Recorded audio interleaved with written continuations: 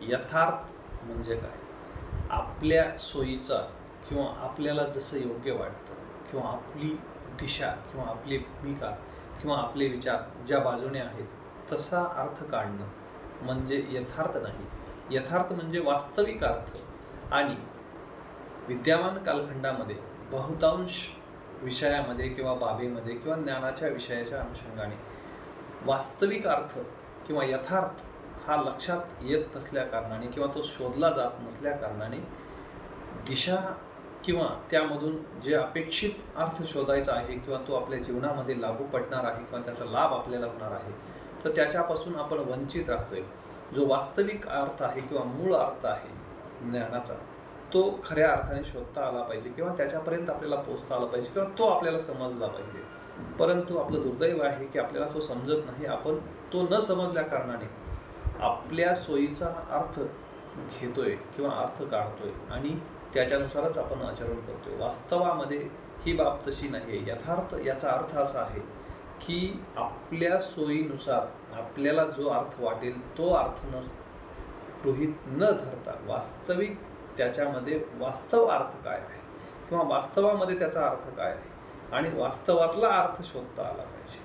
तो ज्ञानाचा मूळ यथार्थ आहे. पण ज्ञानाचा मूळ यथार्थ काय आहे हेच न लक्षात आल्या कारणाने आपण आपल्या सोयीनुसार अर्थ काढतो आणि सोयीनुसार जो आपण अर्थ काढलेला आहे सोयीनुसार काढलेल्या अर्थालाच आपण त्याचा यथार्थ समजतो. हे दुर्दैव आहे. वास्तविक ज्ञानाला किंवा त्या विषयाला सुसंगत किंवा त्याचा जो वास्तविक अर्थ आहे किंवा त्याच्यामध्ये वास्तविक जे मर्म आहे तेच मर्म तोच अर्थ शोधणं किंवा तिथपर्यंत पोचणं हे अभिप्रेत असतं. अध्ययन हे त्याच्यासाठीच आहे की आपल्या सोयीचा वाटेल किंवा आपल्याला जे योग्य वाटेल तो अर्थ काढण्यासाठी अध्ययन नसते किंवा ज्ञानाचा अभ्यास नसतो.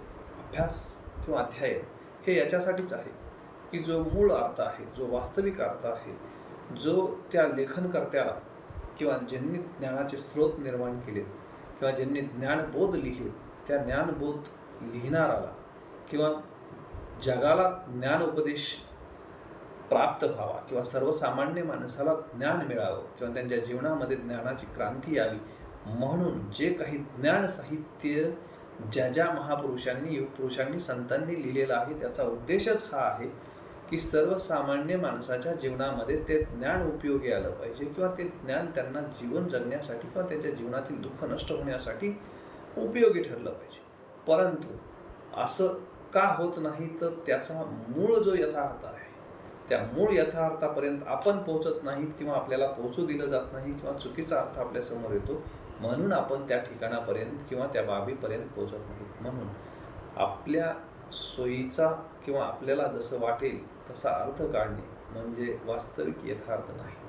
यथार्थाचा अर्थच हा आहे की त्याचा मूळ आणि वास्तविक अर्थ ज्याला ज्ञानाचा मूळ आणि वास्तविक अर्थ कळला समजला जाणवला त्याच्या जीवनामध्ये परिवर्तन अटळ आहे.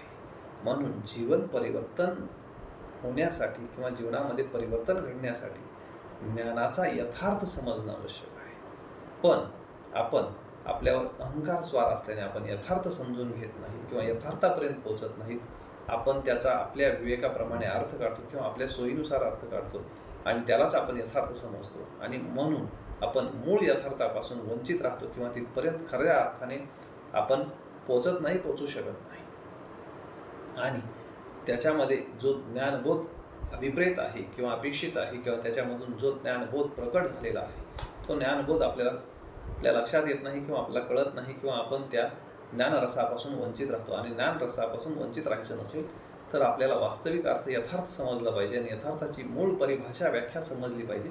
यथार्थाची व्याख्या समजली किंवा यथार्थ समजला निश्चितच आपण त्या ठिकाणापर्यंत पोहोचल्याशिवाय राहत नाही. म्हणून ज्ञान साम्राज्यामध्ये किंवा ज्ञानाच्या प्रांतामध्ये यथार्थाला खूप मोठं महत्त्व असतं किंवा यथार्थाची खूप मोठी भूमिका आहे. आणि यथार्थ जर समजला तरच वास्तविक ज्ञान समजतं किंवा आपण वास्तविक ज्ञानापर्यंत पोहोचू शकतो. म्हणून यथार्थ हा समजला पाहिजे. सोयीचा अर्थ काढणे म्हणजे यथार्थ नाही. वास्तविक त्याचा मूळ अर्थ काय आहे त्यापर्यंत पोहोचणे म्हणजे यथार्थ.